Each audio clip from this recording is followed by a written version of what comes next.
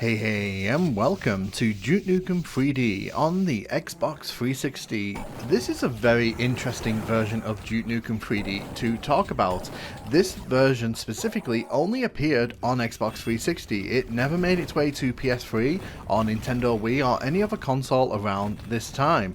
And what's more interesting is that when the Megaton edition did eventually turn up with all of its expansions and all of the extra content, this version didn't get any of that. In fact, the Xbox 360 was left out completely. This was the only version of Duke Nukem 3D to land on that particular console.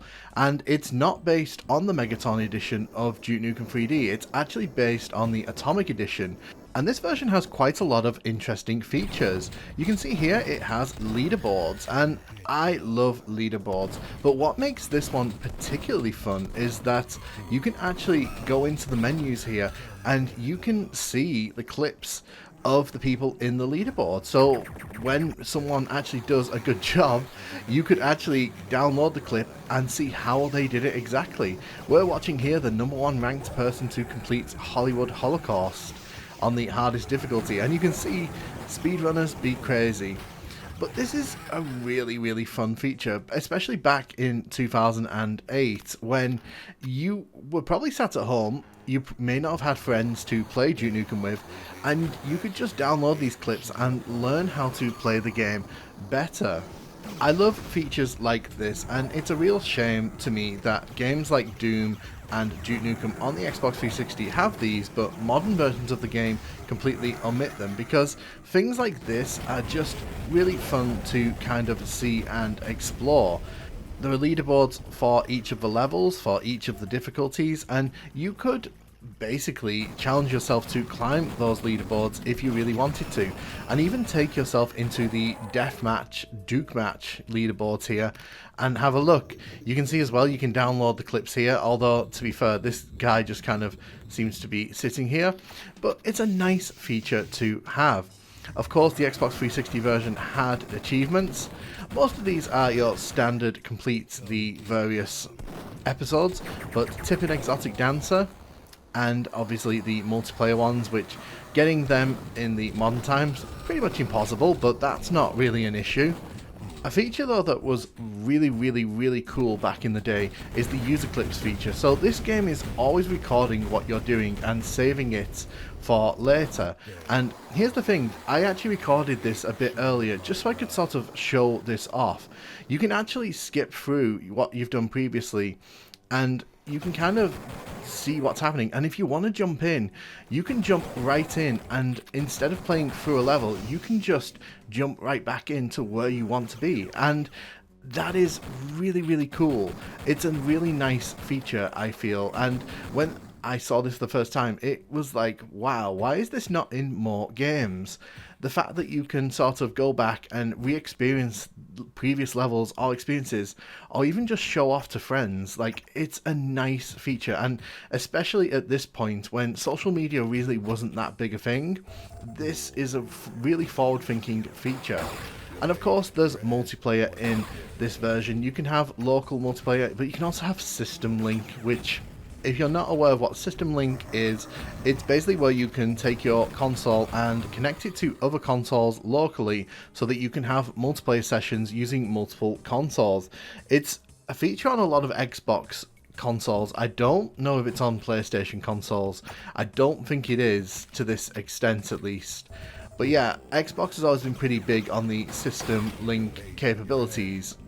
You can also see you can do cooperative plays here, you can also do ranked or players, and then there's free-for-alls, which is kind of how I liked to spend my time back in the day. It was always fun to jump into these lobbies. Of course, now these lobbies are dead because this game is almost 16 years old now, which quite frankly is ridiculously old to expect online capabilities, but you still can. Like, if you can get some friends together, there's nothing stopping you.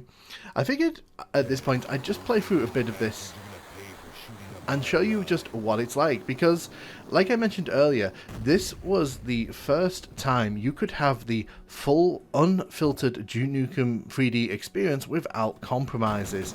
That isn't to say Duke Nukem 3D didn't appear on other consoles. It obviously showed up on the PlayStation 1, it showed up on the Sega Genesis, and it also turned up on the Sega Saturn, as well as the Nintendo 64, but all of those versions had compromises, whereas this version here is actually derived from the Atomic Edition of Duke Nukem 3D, which was the version that kind of brought everything together on the PC in the late 1990s, and in my opinion, it's still one of the strongest ways that you can experience Duke Nukem 3D. You can see here that there are still shortcuts as there were in the PC version, so if you know any exploits in the PC version, you can take full advantage of those in here. We also got an achievement for completing that first level in under 3 minutes. You could honestly do that level so much quicker. But what's really cool as well is that you get scored, and this gets added to the leaderboard, so there's incentive to come back here and to repeat these levels as much as you can. But I think the biggest user-friendly addition to this version, I'll show off now when I hit this switch here, is that you can actually rewind even when you're playing the game here. So because the game's always recording, when you die here, you can actually go back and you can put yourself back into the level at any point. Now, we know that this feature turns up in the future editions of Duke Nukem 3D, but this is where it kind of got its proper start, and you have to remember that back in when this launched on Xbox 360, very few other games were kind of giving you this level of control, so this was a really fun way to introduce new players to Duke Nukem 3D, because you're basically letting them learn as they're playing, and any mistakes they can undo, which is really nice in my opinion. But what makes this version fascinating to me as well is that this is the only place you could experience this version of Duke Nukem 3D. So when it arrived on PlayStation 3 and PlayStation Vita a few years after this, it was not this version of the game that turned up. It was actually the Megaton version that came with all the expansion content, which is actually great for the PlayStation gamers because they got their hands on this. Xbox 360 gamers did not get that, so the only way you could play Duke Nukem 3D on Xbox 360 was this version, which only has the original 4 episodes. It doesn't have the 5th one, which was added in for the 20th anniversary, and it doesn't have the expansion content that came with the Megaton edition. But what's also interesting is that this version was not removed from the digital storefronts when all the other ones were pulled. When the 20th anniversary edition of Duke Nukem 3D was released, all of the Megaton versions of the game were just completely pulled from the digital marketplaces, and the reason that was done was simply to encourage people to buy the new version.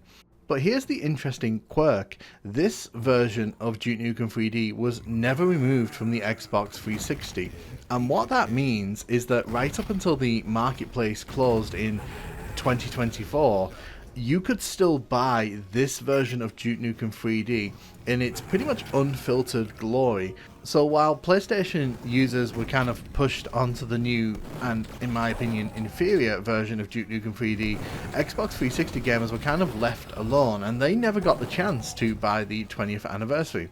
The main takeaway from what you're seeing here, though, is that this is a pretty flawless experience. I say that as the achievement for that pops up.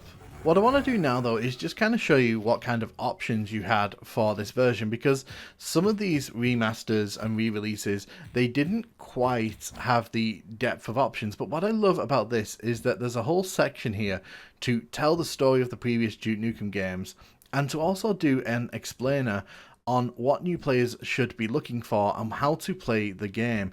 And I really love this. I think this is a really nice quality of life improvement that helps to make the game more accessible to new players. And it's a really nice thing to do, but you can also dive into the controls and completely sort of mess around with how you get the experience here. You can invert the aim if you're a sadist, I'm just going to say that. You can change the controllers how you want, and you can customize the experience as much as you want. Shockingly, not every one of these first-person shooters on the Xbox 360 let you do this.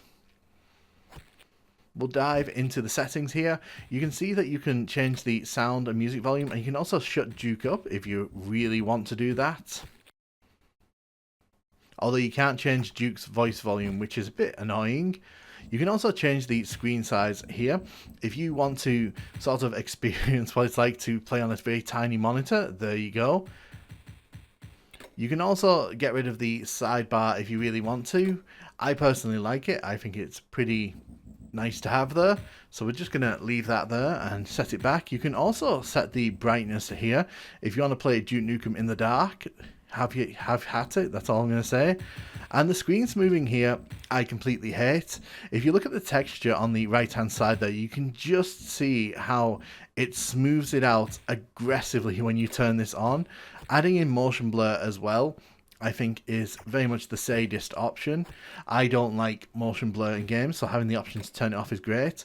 Love that you can turn on the level stats as well. This is something that they didn't have to put in, but it's a very nice quality of life improvement, especially if you're trying to find your way up those leaderboards that I was showing off earlier. You can see it adds in a bar at the bottom, and it even shows you the meta score, so it'll show you exactly how many points you're going to be earning once you finish the level. So it gives you kind of an incentive to find better ways to play your game. I do not like how this looks at all. The smoothing, you can tell, has kind of made things look very, very smudgy, and the motion blur really does aggressively go on top of that. If you like motion blur, that's for you, but personally speaking, for me, it is just a bit too much. Honestly though, Duke Nukem 3D on the Xbox 360 is a really good port of the original Duke Nukem experience, and I think it's really cool that this made it onto a console at any point. I think it's a real shame that Xbox 360 never got the Megaton edition. I think that having all those expansions would have been really nice, and given that I feel the Megaton edition is a very, very solid upgrade to the original experience, I think that that is still my preferred way to experience Duke Nukem 3D officially, but in my opinion, this is definitely no slouch. And it's a real shame that you can't actually get your hands on this anymore. Once the Xbox 360 marketplace went down, this went with it, and from what I can tell, it's not backwards compatible on Xbox One. That's one doomed Space Marine. Unfortunately, this is going to be one of those versions of Duke Nukem 3D that you simply cannot access unless you already have a copy of it on an Xbox 360. At some point I might do a full playthrough of this one just to kind of show it off fully and to kind of give people a chance to experience it. But did you ever play Duke Nukem 3D on the Xbox 360? Did you ever play this version? Let me know in the comments what you think, and thank you so much for watching.